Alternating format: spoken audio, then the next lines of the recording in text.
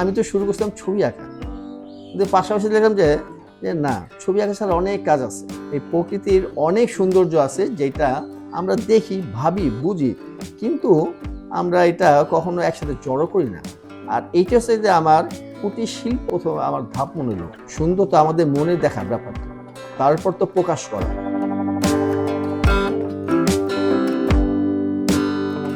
চোর মতন একটা গ্রাম, একটা মানে ঋষি সম্প্রদায়, তো তারা প্রত্যেকটা পূজার সাথে রঙের একটা সম্পর্ক থাকে। আর এই কুটির শিল্প কিন্তু আসলে দুইটা ব্যাপার থাকে, একটা থাকে আকার মানে দেখতে কি রকম, আর দ্বিতীয়ত থাকে রং। ওরা এই বিষয়গুলো খুব সহজভাবে নিয়ে কাজ করতেছে। ঢাকা থেকে আমি আমাদের এই চোর মতন গ্রামে আসতাম, দেখতাম যে কিছু ফ্যামিলি আছে তারা বেত দিয়ে তৈরি করে মোড়া, তারপর যেটা গ্রাম বাংলার যে চাল ডাল মাপার জন্য শের, তারপর যে দাঁড়িপাল্লা। আবার কিছু ফ্যামিলি আছে যে ধর্মীয়ভাবে ঝরা তৈরি করে, তারা ঢোল নিজেরাই তৈরি করে এবং তারা নিজেরাই বাজায়। তারা তো সুন্দর কাজ করে, তারা জাত শিল্পী। তো আমার এটা এত ভালো লাগছে, তো তখন আমার মনে হয় আমি এদের সাথে কাজটা করি, এটা বলা এবং আমার কাজও শুরু করা।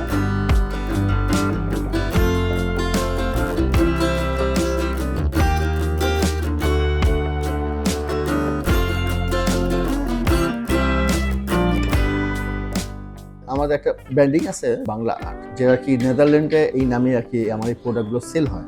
প্রোডাক্ট 3 রকমের আছে, এর মধ্যে সবচেয়ে ফেমাস হচ্ছে গিয়া বুতাম। এটা যেমন আমরা এটা একটা কাজ করতেছি, এটা গিয়া খোপার কাটা, এটা কাঠের। এটা বিভিন্ন রকমের সাইজ আছে, আকারগুলো আছে চতুর্ভুজ, হ্যাঁ, গোল শেপ, 6টা কর্নার আছে, এর মধ্যে কিছু ডিজাইন আছে। এটা একটা পাতার শেপ, হ্যাঁ, এটাও আরেক ধরনের পাতা আর কি। এটা হচ্ছে আর কি খোপার কাটা। হ্যাঁ, এগুলো হলো গিয়া বাটন। এটা ওদের নেদারল্যান্ডে কিছু ঐতিহ্য কিছু ড্রেস আছে, তারা এই বাটনগুলো ইউজ করে। সেটা হলো গিয়া ছোটদের থেকে নিয়ে বড়দের ড্রেসগুলো করে। তো এগুলো অনেকগুলো শেপ আছে, যেমন এটা ত্রিভুজ আছে, এটা রাউন্ড শেপ আছে, এটা 4 কর্নার শেপ আছে, 5। এটা গেল আমার বাটন। এরপর কি আমাদের আরেকটা প্রোডাক্ট আছে, ড্রয়ারের যে হ্যান্ডেল থাকে, এটা এই কাজে ইউজ হয়। আরেকটা ছিল গিয়া ব্রঞ্জ, এটা পিন দেওয়া আটকানো হয়। মূলত যেগুলো শেপগুলো আছে সবগুলো একই শেপ। হ্যাঁ, তো হয়তো এটা মানে এক একটা কাজের ক্ষেত্রে তখন এটার নামটা চেঞ্জ হয়।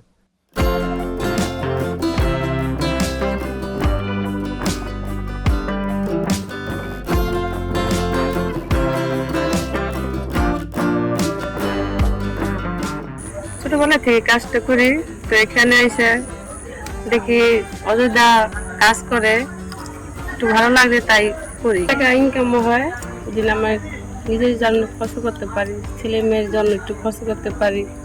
শিল্প কাজ, সুই সুতার কাজ, রঙিন সুতার কাজ, এগুলো করতে আমার খুবই শখ। এতে করে কাজটাও ভালো হয়, আবার নিজেদের কিছু সঞ্চয়ও হয়। আমি আগে থেকে আর্টের প্রতি, হস্তশিল্পের প্রতি আমার একটা আগ্রহ ছিল, এবং যে আয়ের যে একটা উৎস সেটা সৃষ্টি করে দিয়েছে। শুধু আয়ের উৎস বললে হবে না, আমাদের যে হস্তশিল্প, আমাদের বাংলাদেশের যে ঐতিহ্য, আমাদের এই শিল্প কাজের মধ্যে যদি আপনি একটু খেয়াল করে দেখেন, এখানে যে ফুল লতা পাতা অথবা কোনো কাজে আমাদের বাংলাদেশের যে ঐতিহাসিক সিনারিগুলো, এগুলো আমরা হাতে কাজের সুই সুতার মাধ্যমে ফুটিয়ে তুলি।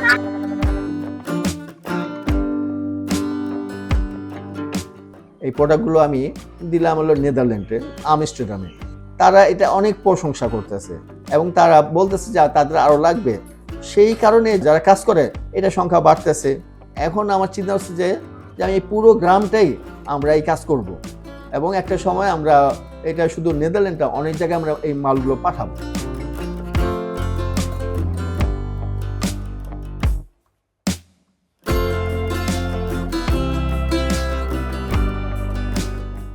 একটা গাছের অনেক কিছু পাতা পড়ে থাকতো, পাতাগুলো যখন শুকাইতো তো তখন তার একটা আলাদা একটা তার বৈশিষ্ট্য থাকতো। আমার কাছে অদ্ভুত লাগতো যে একটা পাতা যখন জীবন্ত থাকে তখন কেমন, আর যখন এটা গাছের থেকে পড়ে যায় মানে ঝরে যায়, তখন শুকানো অবস্থা তার আকারটা আবার চেঞ্জ হয়।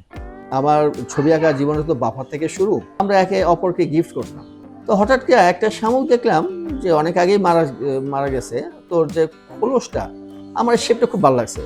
তো আমি কি জানি মনে করে আমার এক বান্ধবীর ওর নামটা লিখলাম, পাশাপাশি যে ওখানে আমি আমার ছবি আঁকার যে শিল্পকর্ম কিছু আমি এটা ব্যবহার করতে পারি। ও যখন এটা পাইলো ভাবলো যে এইটা আমি সবসময় দেখছি, এইটা আমি আমার গ্রাম বাংলার সাথে, কিন্তু তুমি এত সুন্দরভাবে এটা তৈরি করছো এটা বুঝতে পারিনি। এই জন্য ও আমার যখন থ্যাঙ্কস বললো তখন আমার ভাবলাম আমাদের অনেক কিছু আছে এরকম। আর বা বলা যায় এইখান থেকে আমার হয়তো স্বপ্ন দেখাটা আরও জায়গাটা অনেক বড় হয়েছে।